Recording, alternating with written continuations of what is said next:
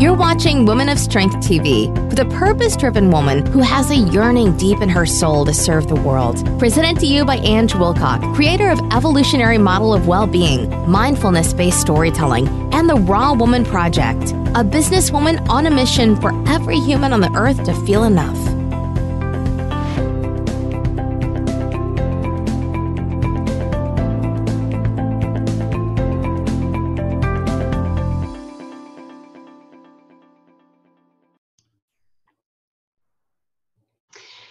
Right, welcome to Woman of Strength, and Woman of Strength is all about authenticity. It's not about being professional, and so every interview that I conduct is I'm being me, and my interviewee is being themselves too. And that's so important to me, and I know it's important to my interviewees too, because I've already spoken to them, and I know who they are and a little bit about them, and we resonate with each other, and we're really all on a very, very similar mission, which is about everyone in the world to feel enough, and especially women. So today I'd like to introduce my special guest, who is Melissa Peace-Pumo. And before I hand you over to Melissa, I would just like to tell you a little bit about her. Now, my memory is appalling and I don't retain information, so I'm going to actually read to you Melissa's bio, and it's amazing. So just listen to this. So Melissa is a certified transformational life coach and author of What Are You Craving? A step-by-step guide to designing the life you are meant to live. Her personal experience of life transformation led her to her passion to teach others that they have the power to create the life they crave. So welcome, Melissa. Fantastic. I'm thrilled to be here with you. Oh, thank you. And what I was saying to Melissa off camera is that you might find me, my eyes wandering from the camera over to Melissa, because I'm very much about looking at the person when I'm talking to them. And if you've ever done video before, you'll realize that it's not always easy to do that. So as we said, it's about being authentic, and that's me, and that's the truth of who I am.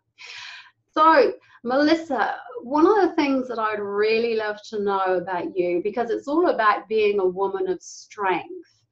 So when did you start on your journey of becoming this strong, passionate woman?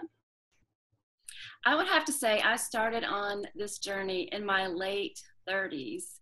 And one of the things that really drives me, one of the messages that I want to get across, is that it's never too late. Because I felt like it was too late in many ways. You know, I had made some decisions in my 20s for my life that maybe were not the best decisions for me, in relationships, in my career. And I had been living this life for over a decade, and I was unhappy, and I couldn't figure out why I was so unhappy. Because I was generally a happy person, and I was like, what is wrong? You know, from the outside looking in, it looked like I had a very nice life. I was married. I had 2 children. I had a steady job and a nice brick 2-story home. And I just couldn't figure out what was wrong. But I had made some decisions in my 20s when I lacked wisdom that really were no longer serving me in many ways. So it was in my late 30s that I started searching. This desire and this hope that there had to be some joy out there really led me on this search. And so I started reading and watching anything I could find on personal development, anything I could get my hands on, really, to figure out how to get back to joy. And I realized that I had some tough decisions to make at that point in my life. You know, nobody wants to start over in relationships when they're almost 40. No. Or their career, right? So these were some pretty big areas for me and struggles that I was going through. But ultimately, I did decide at that point that I needed to end the relationship I was in because it was not healthy. Mm. It was not good for me. It was not good for my children. And it was a really, really tough thing to do. It took a lot of courage. And I'll talk about authentic. I was scared to death. Yeah. This was a really scary situation. I did not have a lot of family support. And I had to walk through that fear and make the choice that was best for me and my life and for my children's lives. And that's exactly what I did. And that's one of the ways that I grew stronger. Yeah, fantastic. And so you talked about walking through that fear. How did you walk through that fear?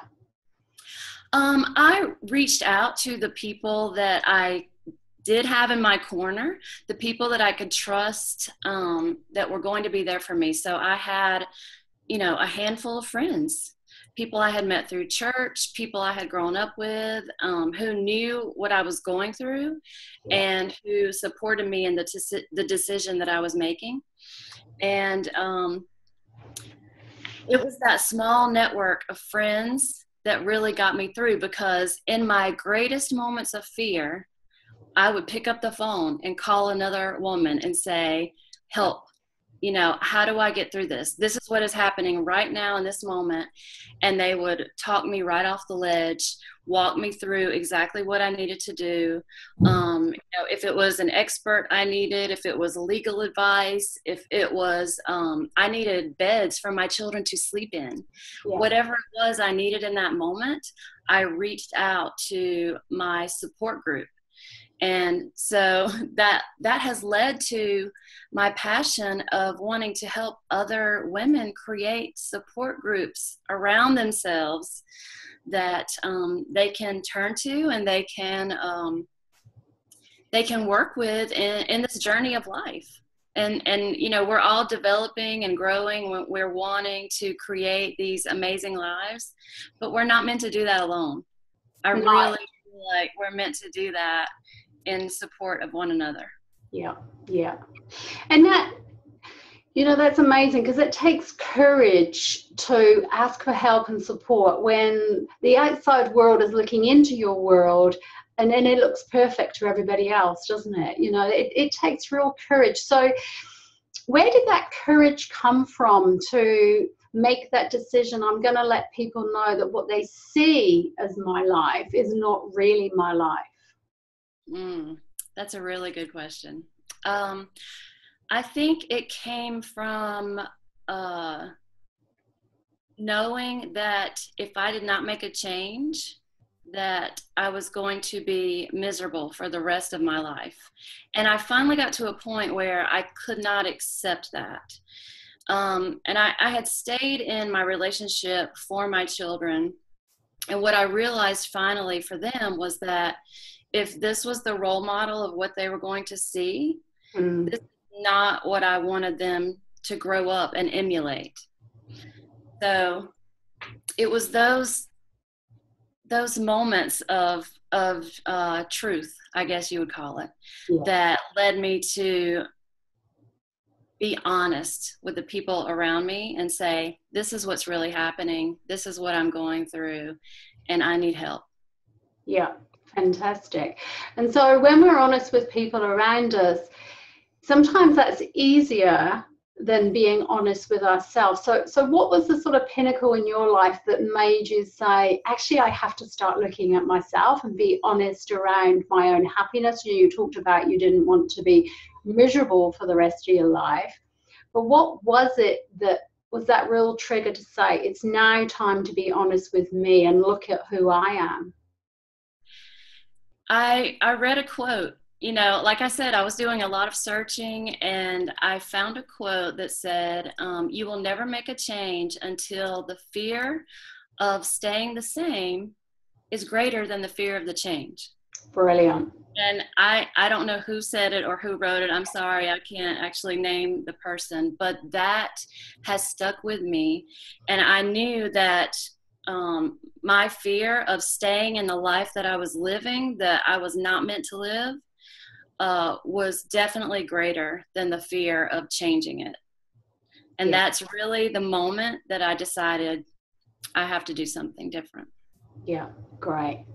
And so, because what I see from that, what I'm hearing from you is that you decided at that point to take action. Because we're all really good. We live in a world now where there's so much information around us in terms of personal growth and growing into a person. There's quotes around us all the time that inspire us. But there's difference between feeling inspired and taking action. So can you just tell us a little bit about the steps that you took to take action? You know, you read that quote and it was like, right, now is the time. There was something that inspired you to do that. So what was the first action, you know, that you took? Because I know lots of women see all this stuff around them all the time, that they love these quotes. You know, myself, I'm always putting quotes up and women are saying, wow, this is amazing. I really connect to this. But they're not always taking action. So what was the first action step that you took? The first step was to let somebody in on the truth. So I have a sister that I'm very close to, and I have a best friend that I've grown up with. And those were the first two people that I actually let in. And so I would say my first action was being honest with someone else about what I was going through and about the misery that I was experiencing. And then I knew I had somebody that I could call on as I took the next step. So the next step was to figure out my exit plan. And, you know, to actually find a place to live and to figure out, you know, logistically, how am I going to do this? How am I going to support myself? And so having somebody to talk to about that really helped, because some of those things you just can't figure out by yourself. And again, it just goes back to that supportive community. I really feel like, even if it's just one other person, you know, that we as women need that friendship in our life. And it might be a family member, it might be a friend, but we need that support group. Yeah, absolutely. And so, and it's good to be able to take practical action, because that seems, although it feels hard at the time, but it's very logical steps to take practical action. But how did you manage all those feelings and emotions that were coming up while you were taking those practical steps? It was difficult. And I don't know, you know, some days I managed it better than others. So I feel like a broken record, but again, in those darkest moments, I knew I had someone that I could call and cry to. And, you know, sometimes when you form that community, sometimes you reach out to those people and you have to cry on their shoulder. And then sometimes you're the shoulder that they're crying on. And we all go through different things at different times. And it's that back and forth, that give and take, that really, I feel like, makes a difference. And so when I needed to manage those emotions and to cry, and when I was infuriated because of things that were happening and things that I saw that my children had to go through, then I had somebody that I could reach out to and share those feelings with, because again, I just don't think that we're meant to go through these things alone, and that those are things that we can manage alone. And one thing I did as a result of that experience, when I actually started life coaching, I called up my best friend who had helped me through that experience, and I said, I'd really like to form a group. I want for us to ask a few of our close friends. So we're going to expand out a little bit, and we're going to form this group of people who are interested in just personal development and setting goals and reaching them and transforming their life in any way. It could be a relationship or their health or their career, whatever it is. And that led to my first life coaching group. And it has been incredible. The things that we have revealed, the bonds that we have created in this community of trust, and the transformations that we have seen have just blown me away. You know, I was already expecting great things because of what I had been through, but it's still just blown me away to see this group of women change their health, change their careers, transform their relationships, just different things that are going on in the different lives of each person in the group. But now they know they have a place where they can talk about these issues, where they can reach out for support. And it's made a huge difference in all our lives. Absolutely. And it is that connection, isn't it? Because as human beings, we are all connected on this earth. And for us, connection is crucial to just feel whole and to be able to move forward. Now, I'm just going to ask you a couple of questions that I've had from viewers, because your experience is amazing, and there's lots of similarities with mine. And one of the questions that I loved from one of my tribe is, what types of things do you believe help women build resilience? Because what you're talking to me about is resilience. So what do you believe helps women build resilience? Because to be resilient, we need that resilience to be able to make those big decisions in our life to move forward. So what builds that in us as women? My first instinct is to say it's something that we're born with. I feel like just being a woman, just being, the species of woman, that we have resilience within us because we've gone through so many heartaches in our lives, and there's so many things that I haven't been through, that women have been through with experiencing infertility or losing a child, or, things that are really, really difficult to bounce back from. So I think it's something innate in all of us. Yeah. Are there things we can do to strengthen that? I think absolutely. And I believe that's where the searching and the journey comes into play. If you start searching and you're looking for something, if you're going through something and you're looking for hope, and you start looking, you'll find stories of hope. This is, like you shared with me earlier, the stories that you are putting out there is one example. So again, it goes back to connection. It goes back to community. If we look, we will find stories of hope that other women have been through, either very similar things that we are going through, or things that are even worse than what we are experiencing. And I think that helps to strengthen our resilience as well.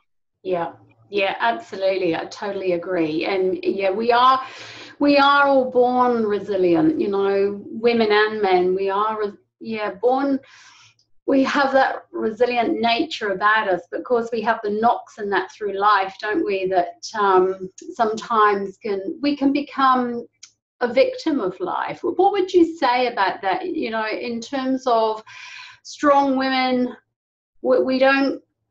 my experience has been as speaking with strong women is we've never seen ourselves as a victim of life. We've always looked for the gold. We've always looked for the learning, regardless of whatever age we've done that. When we reflect back on our life, like you said, you were sort of in your 30s before you made this big decision and started on the personal growth path. But I would challenge you around that. Probably if you reflect back on your life, that's a path you've always been on, and you've no doubt looked at the learnings and the relationships that you've had. So we often hear, or I certainly often hear, about there's two types of people. There's people who are self-aware, and then there's people that are victims of life. What do you think about that? Well, one thing that I actually just put in my book, What Are You Craving?, is that whatever circumstance you're in right now, the decisions that you've made up until this point have created that life. Yeah. And that was a realization that I had to come to in my late 30s, because again, I was kind of bewildered, like, why am I so unhappy? What's happened? But I was letting life happen to me. Yeah. Instead of taking control and taking charge and realizing, oh, I'm the designer of this thing called life. Yeah.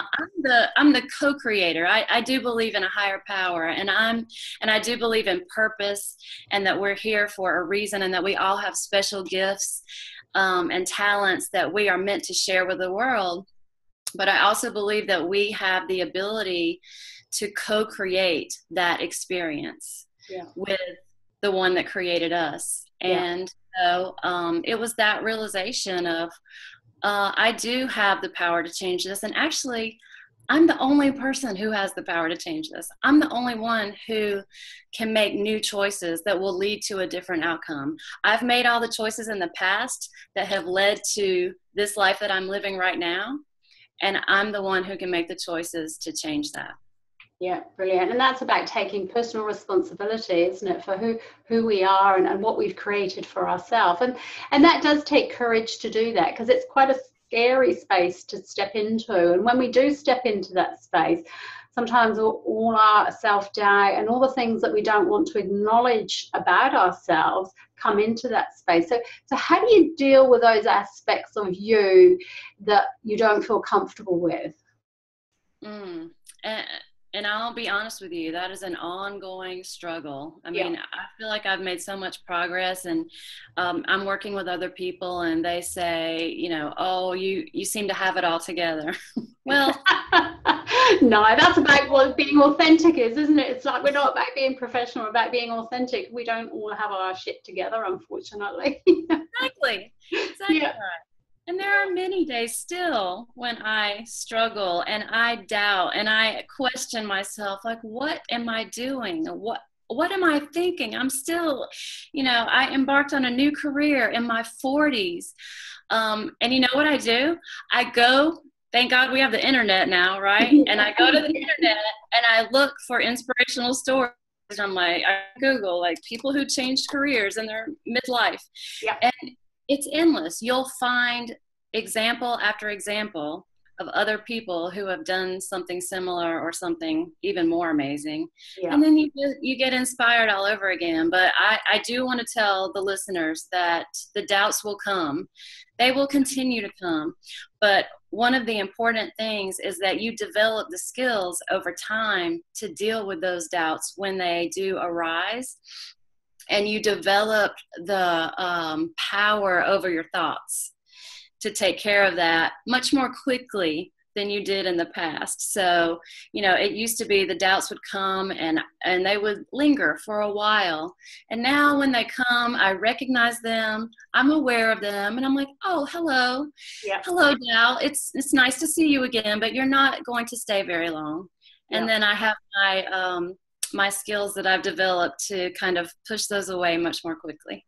Yeah, great. And I know what some of the women who are listening today would say, but how do you get, because that's the space I'm in too, but the question I get asked quite often is, how do you get to that space? Because I coach and mentor women around getting to that space, but it does take them a long time. And one of the things that I always say to women, very much like you're saying, is you can't do it on your own. You know, we are responsible for our own thoughts and feelings, but we have to be able to process those and to process them out loud with someone else. And so my advice is always to engage with a coach or a mentor. So what would your advice be? You know, how do you get to that place where you are right now, where these thoughts come up and you go, oh yeah, here they are again, and you move on from them quickly, because it wouldn't have always been like that for you. So if there was one golden nugget that you could pass on to women who are in that space and want to be where we are today, what would that be? Well, other than reading my book, what are you craving? Yeah. Cool. And we'll promote that at the end. Yeah. To be honest with you, that's one of the reasons I wrote the book, was because when I went through my journey of transformation, I immediately felt that need to share with others. And so I agree with you. I think working with a coach, a mentor, reaching out to other people who seem to be more in that space and learning about how to do that. And the first thing I tell people is to get quiet. That is my number one step in any journey. is to create that quiet time and space, because if you allow the noise of the world to continue to just bombard your brain, it's very difficult to get clear and to be able to develop the skills that you need to combat those negative thoughts. So I think searching for people to work with, for people to connect with who maybe want to go on this journey with you, and then getting quiet, developing that quiet time, whether it's in the morning or in the evening, whatever works for your schedule, just starting with a few minutes a day can really make a big difference. Yeah, absolutely. Great. Fantastic. Now, you just briefly mentioned your book. So can you tell us a little bit more about your book and where we can find it? So how's Yes, that book going to help us? So the book is What Are You Craving? And it says a step-by-step guide to designing the life you were meant to live. And that's really what it is. It is step-by-step from the beginning of the journey all the way to the end. I wrote it with my lifelong friend, Dawn Sheik. She is what you call a foodie. Yeah. She's actually a family law attorney, but she's an amazing cook and loves all things culinary. And when I knew that I wanted to write this book and I wanted to help other people take this journey and just kind of show them the way, you know, I feel like when you're in a dark place, sometimes you need somebody to come to you with a little flashlight and say, follow me. Yeah. This is the way out. So that's what I wanted to do. But I had the idea of doing it in the context of planning and preparing the perfect meal. So it's you know, in a metaphor. Yeah. So from the appetizer to the dessert, you know, what are the steps that you need to take to set your intention, create the life that you are really craving, and see that come to fruition. And so that was really the purpose behind the book. And then, like I told you, I was doing this with a group, and I couldn't finish the book until I added a facilitation guide, because I want other people to form their groups, and if you know, to be able to use the book to help each other and to support each other in that life transformation. And so in the back, there's a facilitation guide, and it goes chapter by chapter with questions and activities, so that anybody, you don't have to be a professional life coach, anybody can take this book, gather, you know, 2, 3, 4 friends, and take this journey together, and just, you know, form that community of trust and support each other. That sounds you can find it on Amazon. It's on Amazon. And so it's on Amazon. Great. Fantastic. Yeah. So remind us again, so what's the title? It's called What Are You Craving? Yeah. A step-by-step guide to designing the life you were meant to live. Wow. And I love that you've put that facilitation guide you know, at the as a chapter, because it is so important. Women love to connect, but we also want to have a purpose, isn't it? To, you know, if we're going to be meeting up, there needs to be a purpose around that, and what's that about? Because that's how we grow as women. So I love that. That's amazing. And so we can buy that on Amazon. Yes, you can. You can buy it. I'm going to go over to Amazon and have a look at that one. And so if we wanted to engage in your services, so you're a life coach, how could we go about that? Yes, so if you go to my website, www.thelifewecrave.com, you can see a little bit more about me and my story. You can sign up for a free consultation. There are some life coaching packages. You can order the book on the website as well. Cool. So you can learn a lot more about my services there. And actually the first offer on there is to start your own group. That's the first button, is to start your own group. If you click on that, you can fill out a form that just tells me a little bit about the group that you are forming, and it doesn't cost anything.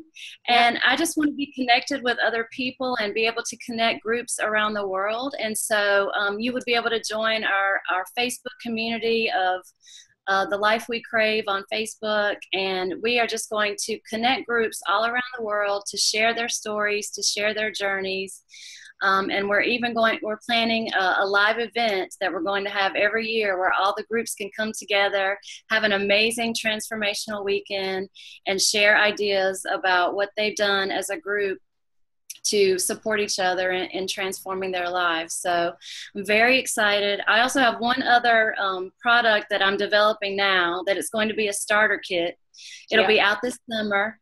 So when people want to start their own group, they can get the starter kit, and they'll have copies of the book, they'll have journals, they'll have all kinds of things to help get them started on this journey and creating their own support group in their area. That's perfect. And I love, as we were talking about before we started recording this, I love that the universe just delivers everything at the right time, because you won't know this, but conversations that I've been having with some of my friends is about, we keep talking about, we want to form a group. You know, we go out to dinner and do dinner dates, and that's what we've been talking about. But we're like, we want to form a group. And what sort of group do we want to form in our local community for us and other like-minded women? And so this is just perfect. Like, this is, I love it. I just love how all this stuff, it's like, and every time I'm surprised, but then I'm not really. It's like, yes, I know. This is how it's supposed to be. So I'm going to be one of the first ones, as from this call today, to be going to your website, looking at that, and setting up a group. I'm going to be setting one up in my local community, because that's exactly what we've been having discussions around. In fact, emails have been coming back to me today from my friends saying, when are we going to start this? You know, because I have to lead it. They're looking to me as to be the leader. So this is just perfect. So thank you so much. I just love what we do. It's like, my pleasure. I know. That's fantastic. It's just amazing. You know, giggly women. I've got one last question before we sign off, and I think it's the most important question of all. What do you love about being a woman? Oh, that's a great question. I love the tenderness of being a woman and having the ability to create a safe space that allows other people to open up and be able to share their truth. I love having that quality as a woman. Yeah, absolutely. And I love it too. I totally agree. Well, Melissa, thank you so much. This is so exciting, because I know that we're going to continue on this journey together, because as we know, when women connect, we never disconnect. So I'm so looking forward to becoming one of your groups around the world, because that's all about my mission and your mission, and strong women bond together. It's no competition in this. This is all about collaboration, and I love it. So thank you so much, and bless you for being brave and coming and speaking to me today. I love it. It's amazing. I really appreciate it. It's been a joy, and I look forward to continuing our connection much in the future. Thank you.